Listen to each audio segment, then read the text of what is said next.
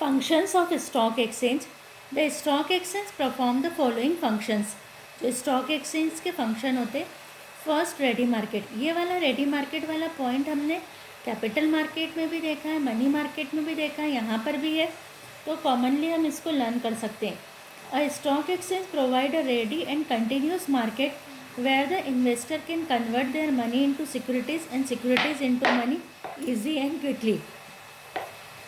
As an organized market, stock exchange facilitates the transfer of ownership of security and thereby reduce the risk of the investors. Second point is pricing of securities. Share prices on a stock exchange are determined by the force of demand and supply. A stock exchange is a mechanism of constant valuation through which the prices of securities are determined.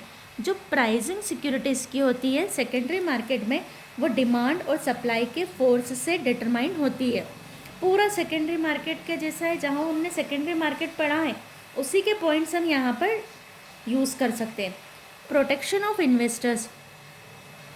A stock exchange ensure fair dealing and safety of fund due to government control on working of stock exchange.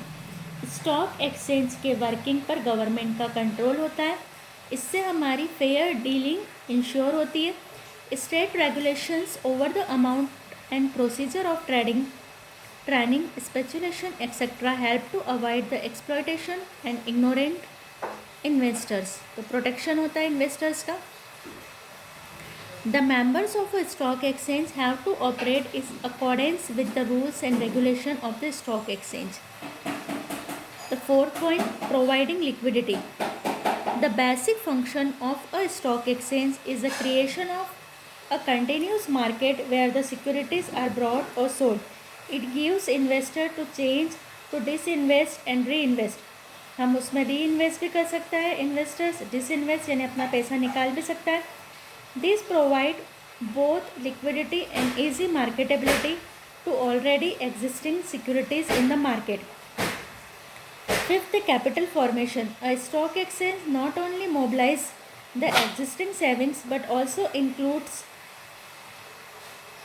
induces people to save and invest their money in industrial securities which yield higher return. जहाँ पर उनको, अगर हम bank में पैसा invest करते तो हमको उतना रिटर्न नहीं मिलता जितना कि हम शेयर डिबेंचर बॉन्ड या फाइनेंशियल सिक्योरिटीज़ में इन्वेस्ट करने से मिलता है। तो कैपिटल फॉर्मेशन क्रिएट होता है, कंपनी को कैपिटल मिलती है। 6, इकोनॉमिक बैरोमीटर। इकोनॉमिक बैरोमीटर का मीनिंग है कि जिस कंट्री के शेयर्स की जितनी वैल्यू बढ़ती है उसकी इकोनॉमिक डेवलपमेंट भी उससे देखा जाता है। जितना सेंसेक्स, जितना निफ्टी हमारा बढ़ता है। Stock exchange is very sensitive barometer of the business condition in the country. Price trends of the stock exchange reflect the economic climate in the country. Country का इकोनॉमिक क्लाइमेट भी बताते हैं। तो ये हमारे, मैंने आपको 6 पॉइंट एक्सप्लेन किए हैं। ये जो फंक्शन ऑफ स्टॉक एक्सचेंज है, वेरी वेरी IMP क्वेश्चन। देखिए किस क्वेश्चन पे मैं आपको बोलती हूँ कि रीड लिख लीजिए, किन्हीं पे मैं बोलती हूँ वेरी IMP, किसी को बोलती हूँ IMP, किसी को मैंने बोला वेरी वेरी IMP। तो आप उस पर फोकस करिए कि कौन सी चीज़ हमारे लिए ज़्यादा इम्पोर्टेंट है, उसको कितनी हमको अच्छे से प्रिपेयर करनी है। नाउ वी स्टार्ट इम्पोर्टेंस और services of stock exchange. Stock exchange serves as an important role in field of the economy of a nation. Its important advantages to various sections can be enumerated as follows. First, services to investors, services to corporate sector. दोनों को service देता है। Investors यानी जो public होती है, जो share debenture bond खरीदती है, तो इंश्योर लिक्विडिटी ऑफ इन्वेस्टमेंट, यानी कि स्टॉक एक्सचेंज इंश्योर करवाता है लिक्विडिटी। यानी जब भी सेवर इन्वेस्टर चाहता है कि वो अपनी सिक्योरिटीज़ में से डिसइन्वेस्ट कर ले, पैसा निकाल ले, तो इजीली वो उस दिन की मार्केट वैल्यू पर, जिस दिन वो सेल आउट करना चाहता है उस दिन की मार्केट वैल्यू पर अपनी सिक्योरिटीज़ को सेल कर उसको लिक्विडिटी में कन्वर्ट कर सकता है। कोलेटरियल सिक्योरिटी का मीनिंग होता है जो बैंक लोन वगैरह होते हैं उसके पीछे बैंक कुछ सिक्योरिटीज़ रखवाती है कंपनीज से, तो उसका भी वर्क करता है. Since the securities deal in one of the stock exchange are negotiable, they can be placed as a collateral security for raise loan लेने में हम कोलेटेरियल सिक्योरिटी रख सकते हैं. अगर हमारे पास किसी कंपनी के शेयर डिबेंचर बॉन्ड है तो हम उनको एज ए सिक्योरिटी रख करके लोन ले सकते हैं. Third, safe and fair dealing. अभी हमने पढ़ा था कि जो स्टॉक एक्सचेंज में डीलिंग होती है, क्योंकि ये ऑर्गेनाइज मार्केट है तो यहाँ पर रूल्स रेगुलेशन होते हैं, तो जो सेफ और फेयर डीलिंग होती है. Rational choices. Wide publicity of working of stock exchange help to educate the people. Investors are able to find out the market value of their investment. They can make a rational choice among the various securities. हमको किस company के share debenture bond खरीदना है, क्योंकि यहाँ पर हमारे पास में इंफॉर्मेशन होती है, ये एजुकेट भी करते हैं पब्लिक को, तो पब्लिक एक तो रेशनल चॉइस उसके पास होती है, अपनी इच्छा से जिस कंपनी में हमको इन्वेस्ट करना है हम कर सकते हैं. मिनिमाइजिंग द रिस्क यहाँ पर मिनिमाइज हो जाती है क्योंकि गवर्नमेंट का कंट्रोल होता है.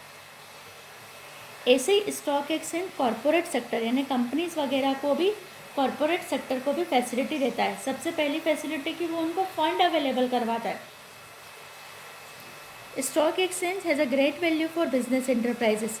The companies get the following benefit from the stock exchange. Credit standing. Such a company has better credit standing because investors know the stock exchange exercise control over the management of such companies. क्योंकि इन companies के management पर stock exchange control करता है, तो उनकी credit standing यानी उनकी value बनी रहती है. ऐसा नहीं है कि कंपनी में पैसा लगाने में पब्लिक डरती है कि हमारा पैसा डूब जाएगा, क्योंकि स्टॉक एक्सचेंज गवर्नमेंट के रूल्स के अकॉर्डिंग उनको कंट्रोल करता है. Second, they get widened market. एक कंपनी को अपने शेयर डिबेंचर बॉन्ड सेल करने के लिए एक बड़ा मार्केट मिलता है through stock exchange. Market for the company securities is widened. Investor prefer दो securities which can be bought and sold on stock exchange. तो इन्वेस्टर वही सिक्योरिटीज़ खरीदना चाहते हैं जो स्टॉक एक्सचेंज में खरीदी और बेची जाती है. Minimizing fluctuations in the prices. जो प्राइजेस में फ्लक्चुएशंस है उनको कम कर देता है stock exchange. Indicator of development, ये अभी हमने पढ़ा था कि इकोनॉमिक डेवलपमेंट का पता चलता है हमको, तो एनी थ्री पॉइंट से आपको ये बुक से ही लर्न करना है. ये हमारा आज का टॉपिक कंप्लीट हुआ है. कल से हम स्टार्ट करेंगे national stock exchange of India NSE.